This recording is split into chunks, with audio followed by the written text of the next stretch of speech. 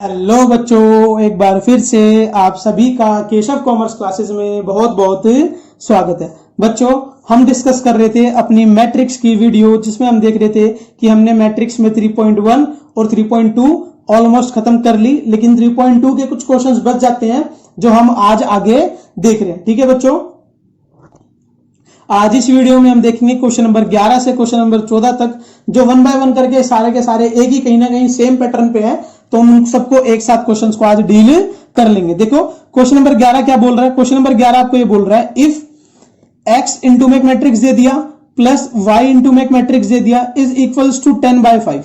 ठीक है, 10/5 नहीं है, 10 अलग से और 5 अलग से है। मुझे पता था 10/5 समझ लेंगे कुछ बच्चे, लेकिन ये 10 अलग से और 5 अलग से है ना। ये आपसे बोल रहा है find the value of x and y। क्या बोल रहा है? Find the value of x and y। मुझे यहां पर जो ये बाहर x और ये y है, इनकी वैल्यू को ढूंढना है। ठीक है, तो देखिए क्वेश्चन कैसे होगा। तो हम एक काम करते हैं, पहले x को अंदर मल्टीप्लाई कर देते हैं और y को अंदर मल्टीप्लाई कर देते हैं। ठीक है, तो x को अंदर मल्टीप्लाई कर दूंगा 2x और यहां पर कितना बन जाएगा 3x। y को अंदर मल्टीप्लाई कर दूंगा, कितना बन जाएगा -y और यहां पर कितना बन जाएगा y। तो आपके सामने दो मैट्रिक्स आ जाएंगे, इज इक्वल्स टू 10 और 5। तो बच्चों अब आपको क्या करना पड़ेगा, एलिमेंट टू एलिमेंट इन दोनों को ऐड करना पड़ेगा, क्योंकि दोनों के बीच में एडिशन का साइन है जी। ठीक है, तो दोनों को ऐड कर देते हैं। दोनों को ऐड कर दोगे तो क्या बन जाएगा, यहां पर था 2x तो 2x, यहां पर था माइनस का y तो माइनस का y, यहां पर था 3x, यहां पर 3x है बच्चों। ठीक है, यहां पर 3x है, ये यहां पर 3x है ये। ठीक है, यहां पर था 3x और यहां पर क्या था प्लस का y, है ना। तो ये एडिशन करके जो मैट्रिक्स आएगा, मैंने वो डायरेक्ट लिखा हुआ है पेपर में, आप डायरेक्ट लिख सकते हो। ठीक है, लेकिन मैंने आपको समझा भी दिया वो कैसे होगा। ठीक है, उसके बाद यहां पर था 10 और 5। अब आपको क्या करना है बच्चों, अब आपको यहां पर एलिमेंट टू एलिमेंट आपस में कंपेयर कर देना है। तो कर दो एलिमेंट टू एलिमेंट कंपेयर, क्या हो जाएगा 2x minus y equals to 10 और second 3x plus y equals to 5। तो जैसे ही दोनों को कंपेयर करा तो वहां से मेरी दो इक्वेशन आ गई। तो क्या मैं इन दोनों इक्वेशन को यूज करते हुए और इसके अंदर एलिमिनेशन मेथड लगाते हुए इसको कर दूंगा आगे? जी बिल्कुल कर दूंगा। तो देखो कैसे कर दिया, है ना। y से y कट गया, 2x प्लस 2x और 3y, दोनों को ऐड कर दोगे 5 10 और 5 15। तो x की वैल्यू यहां से कितनी आ गई 3। जैसे मेरी x की वैल्यू 3 आ गई तो मैं अपनी इस x की वैल्यू को कोई सी भी इक्वेशन में डाल सकता हूं। तो मैंने क्या करा बच्चों, x की वैल्यू को पहली इक्वेशन में डाल दिया। पहली इक्वेशन में डालने के बाद 6 माइनस, यहां पर x की वैल्यू 3 आई है ना, तो यहां पर 3 डालने के बाद कितना बन जाएगा 6। तो 6 माइनस y इक्वल्स टू 10। तो अब 10 को इधर ले आओ तो क्या बन जाएगा 6 माइनस 10 इक्वल्स टू y। तो y की वैल्यू आ जाएगी -4। जरूरी नहीं है कि x की वैल्यू को पहली इक्वेशन में डालो, आप दूसरी इक्वेशन में डाल के भी अपना आंसर कर सकते हो। ठीक है, बट आपकी कैलकुलेशन ठीक होनी चाहिए, ये प्रायोरिटी होनी चाहिए आपकी। ठीक है, आइए बच्चे हम देखते हैं question number 12। Question number 12 question number 11 के जैसा ही है, बस यहां पर क्या दे दिया, ऊपर वाले में दो वेरिएबल थे x और y, लेकिन इसमें 3 वेरिएबल दे दिए। देखो क्वेश्चन क्या कह रहा है, देखो क्वेश्चन ये बोल रहा है find the value of x y z, है ना। Find the value of x y z and w की वैल्यू भी ढूंढनी है जी। ठीक है, ये बोल रहा है इफ 3 इंटू में एक मैट्रिक्स दे दिया इज इक्वल्स टू दो मैट्रिक्स आपस में एडिशन में दे दिए। तो बच्चों ये वाला क्वेश्चन बहुत आसान है, लेकिन इस क्वेश्चन के लिए को समझने के लिए भी ना आपको एक बेसिक सेंस का डेवलपमेंट करना है। वो कैसे मैं कराता हूं, देखो ध्यान से। जैसे कि पहले हम क्या कर देंगे, 3 से मल्टीप्लाई कर दिया, इसको कर दिया जी 3 से मल्टीप्लाई।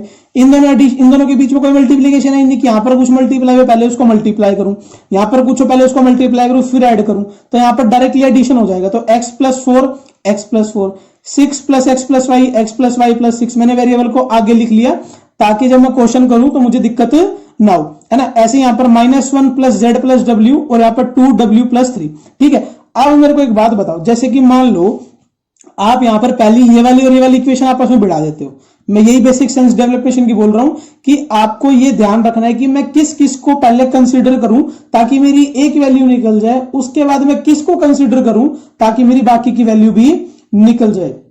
मैं क्या बोल रहा हूं वो समझाता हूं। देखो मैं बोल रहा हूं कि मान लो पहले आपने इसको और इसको कंपेयर कर दिया, तो बच्चों यहां से आपकी इक्वेशन x और y दोनों में अटक जाएगी, मतलब कि आपका अप्रोप्रिएट आंसर किसी एक वैल्यू पर नहीं आएगा।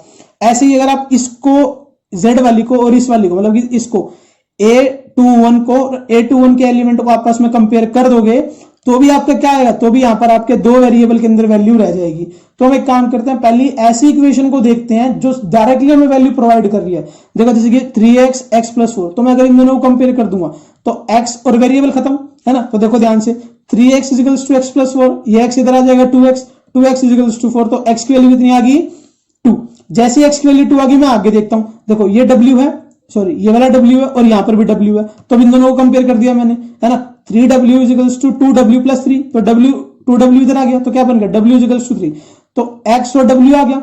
अब जो बाकी की दो कंबाइंड इक्वेशन है उनको कंपेयर कर दो, जैसे कि ये 3y वाली है ना, और जैसे कि 3z वाली, तो एक एक करके कर देते हैं कंपेयर। देखो 3z equals to -1 plus z plus w, compare कर दिया। यहां से मेरे पास w की वैल्यू मैंने 3 निकाल चुका हूं, तो w की वैल्यू 3 यहां पर डाल दो, तो यहां से आपकी z की वैल्यू 1 आ जाएगी। ठीक है, ऐसे 3y equals to x plus y plus 6 कर दो कंपेयर, है ना। यहां से भी आपके पास x की वैल्यू आ चुकी है, तो x की वैल्यू को यहां डाल दो, y की वैल्यू भी आ जाएगी।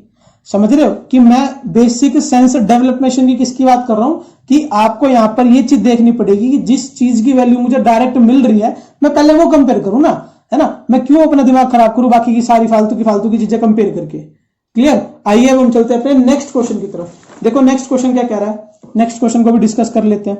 नेक्स्ट क्वेश्चन है क्वेश्चन नंबर 13, है ना। क्वेश्चन नंबर 13 थोड़ा सा अच्छा है और थोड़ा सा आपको समझने की जरूरत है ना। यहां पर बेसिकली हमारे जो ट्रिग्नोमेट्री के फॉर्मूले थे जो हमने पढ़े थे वो वाले फॉर्मूले लग जाएंगे। देखिए कैसे, मैं आपको एक एक करके समझाता हूं। अगर आपको ये वाला पॉइंट समझ में आ जाएगा तो मतलब की बात बन जाएगी। देखिए मैं क्या कहना चाह रहा हूं एक्चुअली में बात यहां पर बच्चों इसकी हो रही है। ये बोल रहा है इफ फंक्शन दे दिया इसने, यहां पर फंक्शन के तौर पे मैट्रिक्स दे दिया है ना, f of x equals to cos x minus sine x 0, sine x cos x 0, 0 0 और 1, ये दे दिया। ये बोल रहा है शो करो जब मैं f ऑफ x और f ऑफ y को, मतलब कि अगर यहां पर इस पूरे फंक्शन में x की जगह किसको रिप्लेस कर दूं, y को रिप्लेस कर दूं, तो जो वो फंक्शन बन के आएगा उसको f ऑफ x वाले फंक्शन से मल्टीप्लाई कर दूं, तो परली साइड क्या आना चाहिए, f of x plus y, मतलब कि फंक्शन नहीं रहेगा, मैट्रिक्स यही रहेगा, बट x की जगह पर क्या आ जाएगा, यहां पर आ जाएगा x प्लस वाई। ठीक है, लेकिन उससे पहले आपको कुछ बेसिक फॉर्मूले समझने, पहले वो फॉर्मूले समझो, ऑटोमेटिकली समझ में आ जाएगा। देखो कौन कौन से फॉर्मूले आपने क्लास 11 में एक फॉर्मूला पढ़ा था sine of x plus y का, पढ़ा था। क्या फॉर्मूला था, sine x cos y plus cos x sine y, ये फॉर्मूला पढ़ा था। फिर आपने इसका नेगेटिव पढ़ा था sine of x minus y का। ठीक है, क्या था, sine of x cos of y minus cos of x sine of y. I repeat, ये सारे के सारे फॉर्मूले आपको बहुत अच्छे से आने चाहिए, वरना बच्चों आगे हम अभी डिफरेंशिएशन और इंटीग्रेशन भी पढ़ेंगे। ठीक है, तब आपका दिमाग खराब हो जाएगा कि एक हमने फॉर्मूले क्यों याद नहीं करे, जब याद कर लेते तो अच्छा रहता। ठीक है, अब हम देखते हैं cos of x plus y का। ठीक है बच्चों, cos of x plus y का फॉर्मूला होता है cos x cos y minus sine x sine y. ठीक है, और cos of x minus y का फॉर्मूला होता है cos x cos y plus sine x sine y. ठीक है, ये चारों के चारों फॉर्मूलों का यूज इस वाले क्वेश्चन के अंदर होगा, इसलिए मैंने यहां पर आपको एक करके दिखाए हैं ताकि आपको ये समझ में आ जाए। ठीक है, अब देखिए इन फॉर्मूलों को हम समझने की और इन क्वेश्चन को समझने की कोशिश करते हैं। देखो वो बोल रहा है f of x into f of y कर दो, तो f of x into f of y, f of y का मतलब सिर्फ और सिर्फ इतना है कि x की जगह y रिप्लेस कर दो। तो जी ठीक है, मैंने वही कर दिया। देखो क्या कर दिया मैंने, यहां पर एफ एक्स तो था ही, है ना, इन x की जगह पर y रिप्लेस कर दिया, तो y वाला फंक्शन रेडी हो गया। अब इन दोनों को मल्टीप्लाई कर दिया, मल्टीप्लाई वैसे ही करना है row two column, I repeat row two column, तो फर्स्ट रो फर्स्ट कॉलम, तो cos x into cos y, cos x into cos y, minus का साइन x माइनस का साइन वाई, है ना, माइनस का साइन x और sine y, तो क्या बन जाएगा माइनस का साइन x और साइन वाई। फिर सेकंड एलिमेंट निकालने के लिए फर्स्ट रो सेकंड कॉलम, है ना, तो क्या बन जाएगा cos x इंटू में माइनस का साइन वाई। ठीक है, फिर माइनस साइन x इंटू में cos वाई। ठीक है, और आखिरी वाला देखो cos x इंटू 0 0, है ना, साइन x इंटू 0 0 और 0 इंटू 1 0, मतलब ये पूरा एलिमेंट क्या बन जाएगा आखिरी वाला 0। ऐसे ही आप सेकंड ये वाला भी निकाल दोगे, कैसे, सेकंड रो फर्स्ट कॉलम, तो sine x into cos y plus cos x into sine y, ये आ गया cos x into sine y. ठीक है, फिर सेकंड एलिमेंट कैसे निकलेगा, second row second column, second row second column, तो क्या आ जाएगा साइन x और इंटू में माइनस का साइन वाई, तो माइनस का साइन एक्स वाई। ठीक है, और cos x इंटू में cos Y, cos x into में cos वाई। क्लियर इतनी सी बात, शाबाश। फिर थर्ड एलिमेंट कैसे निकलेगा, second row third column, second row third column, तो मल्टीप्लाई कर दो, इसको इससे मल्टीप्लाई करोगे तो ये भी एलिमेंट क्या बन जाएगा 0। उसके बाद आप कोई भी एलिमेंट बनाओगे, सारे के सारे एलिमेंट 0 बनते चले जाएंगे। वो आप करके देखना एक बार, आपको अच्छे से समझ में आ जाएगा। आप ध्यान से देखो, क्या ये वाला फॉर्मूला ये नहीं बन रहा, cos x cos y minus sin x sin y, क्या ये formula cos of x plus y का नहीं होता, cos of x plus y का नहीं होता, cos x cos y minus sin x sin y। तो मैं इसकी जगह पर क्या लिख दूंगा, पूरे की जगह cos of x plus y जी, ठीक है। अब ये वाला फॉर्मूला ध्यान से देखो, अगर मैं ये माइनस बाहर निकाल लू, दोनों में से माइनस बाहर निकाल लू तो अंदर क्या बच जाएगा, देखो दोनों में से माइनस बाहर निकाल लू तो अंदर ये नहीं बच जाएगा, ये बन जाएगा, यहाँ प्लस बन जाएगा, ये बन जाएगा cos of x sin of y sin of x cos of y। तो बच्चों ये फॉर्मूला किसका होता है sin of x plus y का, ठीक है। तो यहाँ पर क्या आ जाएगा, माइनस का sin of x plus y। Clear वाली बात भी, और ये वाले एलिमेंट तो 0 थे, ये वाला भी 0, ये वाला भी 0, ये वाला भी 0, ये भी 0 और ये भी 0, ठीक है। और देखो जैसे कि ये वाला क्वेश्चन है, ये वाला पॉइंट है ना, ये वाला पॉइंट क्या बोल रहा है, sin x cos y cos x sin y, तो ये तो sin of x plus y का फॉर्मूला होता है ना। और इस वाले में देखो, इस वाले में उल्टा कर दो, इसको आगे ले आओ, उसको पीछे ले जाओ, तो क्या बन जाएगा cos x cos y minus का sin x sin y, है ना। तो ये क्या बन जाएगा cos of x plus y, क्या बन जाएगा cos of x plus y, है ना, ठीक है। ये वाला फॉर्मूला यहाँ पर है, देखो ध्यान से, इसको आगे कर दो, इसको पीछे कर दो, फॉर्मूला सेम है, कोई चेंज नहीं है, ठीक है। तो अब एक काम करो, जो गिवन क्वेश्चन में था, गिवन क्वेश्चन देखो ये था, यहाँ cos था, देखो यहाँ पर, और x था, अंदर यहाँ पर x की जगह x प्लस y आ गया, या माइनस का sin x था, x की जगह x प्लस y आ गया। ये वाला एलिमेंट देखो यूं क्यों सेम आए यहाँ पर सारे के सारे, सॉरी ये आखिरी वाला एलिमेंट यहाँ पर 1 आएगा, ठीक है। ये थोड़ी सी कैलकुलेशन में एरर होगी बट ये 1 आएगा, डन है ना। और ये बीच वाली रो भी कंप्लीट होगी। तो आपने यहाँ पर एक चीज देखा कि फंक्शन मेरा एज इट इज वही है जो ऊपर था, बस यहाँ पर उसकी जगह क्या रिप्लेस हो गए, x प्लस वाई रिप्लेस होगी। तो इसीलिए बच्चों मैं अपने RHS को डायरेक्टली क्या बोल दूंगा, function of x plus y. तो मैं बोल सकता हूं कि हाँ जी, मेरी जो ये वाली कंडीशन थी ये ट्रू होगी, f of x f of y is equals to f of x plus y. Clear, इतनी सी बात, शाबाश। अब हम चलते अपने क्वेश्चन नंबर 14 की तरफ। क्वेश्चन नंबर 14 भी बहुत अच्छा और बहुत आसान क्वेश्चन है, बस मल्टीप्लीकेशन चेक कर रहा है आपकी, और कुछ भी नहीं। ये पता करना चाह रहा है कि भाई हमारे बच्चों ने मल्टीप्लीकेशन सीखी है या नहीं सीखी। देखो बच्चों, ये वाला क्वेश्चन भी समझने की कोशिश करते हैं, ठीक है।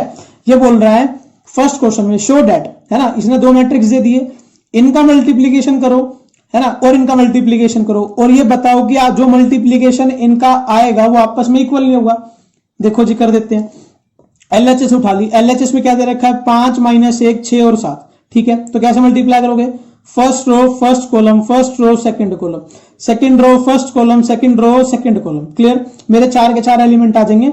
और ध्यान आपको यहाँ पर यह भी देना है कि दोनों आपस में मल्टीप्लाई हो सकते हैं, जी हो सकते हैं, क्योंकि इसका ऑर्डर भी 2 into 2 है और इसका ऑर्डर भी 2 into 2 है ना। और इसका तो रो और इसकी कॉलम दोनों आपस में क्या कर रहे हैं, मैच कर रहे हैं, तो मतलब कि इनका मल्टीप्लीकेशन पॉसिबल है, ठीक है। तो कर दो मल्टीप्लाई, 5 into में 2 में 10, है ना, और 1 into 3 माइनस का 3, ठीक है। ऐसे ही 5 into 1 5, है ना, और -1 into 4 माइनस का 4, ठीक है। 6 into में 2 12, 7 into में 3 21, ठीक है। 6 1 जा 6, है ना, और 7 4 जा 24, सारे के सारे मल्टीप्लाई करके एडलेस कर दिए। तो 10 में से 7 गया 3, 5 में से 4 गया 1, 21 और 12 33, 28 और 6 34, मतलब कि बार मेरा कंप्लीट मैट्रिक्स आ गया LHS को सोल्व करके। अब RHS को भी सोल्व कर देते हैं। RHS को सोल्व कर दो, 2 1 3 4 5 -1 6 और 7, यहां पर भी सेम रूल अप्लाई होगा। कौन सा, first row first column, first row second column, second row first column, second row second column, ठीक है। तो क्या हो जाएगा, 5 2 जा 10, है ना, 1 और 6 प्लस का 6, ठीक है। फिर 2 और -2 है ना, और 1 और 7 7, ठीक है। 3 और 5 15, 4 और 6 24, 3 और -1 -3, 4 और 7 28, ठीक है। अब इनको सोल्व कर दो, तो 10 और 6 16, ठीक है। -2 + 7 5, है ना, 15 और 24 कितना आ गया 39, और -3 + 28 कितना आ गया 25। तो ध्यान से देखो, ये मेरी LHS थी, ये मेरी RHS है। क्या आपस में एक भी एलिमेंट इक्वल है, क्या आपस में दोनों मैट्रिक्स इक्वल है, जी नहीं। तो मैं क्या बोल सकता हूं, LHS doesn't equals to RHS, hence proof. Question ने मुझसे यही पूछा था कि शो कर दो कि दोनों के दोनों आपस में अनइक्वल होंगे, कर दिया जी मैंने, ठीक है। आओ अब हम देखते हैं इसके सेकंड पार्ट की तरफ। सेकंड पार्ट थोड़ा सा लेंदी है बट इंटरेस्टिंग है, ठीक है। इसने 3x3 के मैट्रिक्स दे दिए और यहां पर भी ये क्या बोल रहा है कि प्रूफ करो कि दोनों आपस में अनइक्वल होंगे, ठीक है बच्चों, है ना। मैं यहां पर आपको 2 मिनट दे रहा हूं, आप इस क्वेश्चन को खुद से करो, ठीक है, पहले खुद से ट्राई करना है, उसके बाद यहां पर समझना है कि मैं कैसे कर रहा हूं इस क्वेश्चन को। ठीक है, देखो first row, first column, first row, second column, first row, third column, यही ऑर्डर आपको फॉलो करना है, उसी के बेसिस पे आएगा। ठीक है, तो हमने पहले एलएचएस उठा ली, एलएचएस को सॉल्व करते करते हमने इस मैट्रिक्स को सॉल्व कर दिया कंप्लीट, मैट्रिक्स को सॉल्व कर दिया तो हमारा मैट्रिक्स आ गया एलएचएस को सॉल्व करके ये। ठीक है, सॉल्व करना मैं सिखा चुका हूं आपको ऑलरेडी, आप वहां से उस वीडियो को खोल करके देख लेना। ठीक है, सेकंड ऐसे हमने आरएचएस को सॉल्व कर लिया, सॉल्व करते करते हमारा मैट्रिक्स ही आ गया। आप खुद बताओ क्या ये वाला मैट्रिक्स और ऊपर आया जो मैट्रिक्स है आपस में सेम है? जी नहीं। अगर आपस में सेम नहीं है तो हम क्या लिख देंगे, as LHS division equals to RHS, our condition is right, given statement is true, तो जो ऊपर लिखा हुआ है वो सही है और हमने वही शो कर दिया। क्लियर बच्चों, आया आपको अच्छे से समझ में? शाबाश। ठीक है बच्चों, इस वाली वीडियो में इतना ही। अगली वीडियो में देखेंगे हम जहां पर हमारे एक सेट पैटर्न के क्वेश्चंस देखेंगे, क्वेश्चन नंबर 15 और क्वेश्चन नंबर 16 जो आपके पेपर में कई बार आ चुके हैं, अब हम उन क्वेश्चनों को देखेंगे। ठीक है बच्चों, टिल देन बाय बाय, अपना ध्यान रखें, खुश रहें, शब्बा खैर।